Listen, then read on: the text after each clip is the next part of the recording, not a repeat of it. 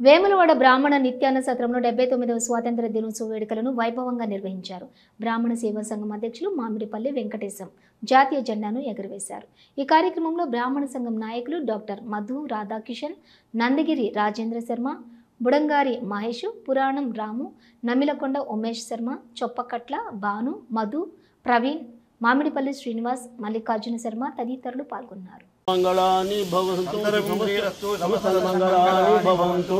శ్రీ శారదాంబాయ నమః. శ్రీ భరతాంబాయ నమః.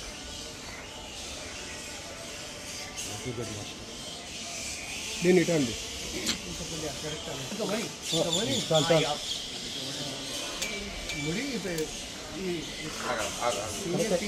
కరెక్ట్ లాగన్నా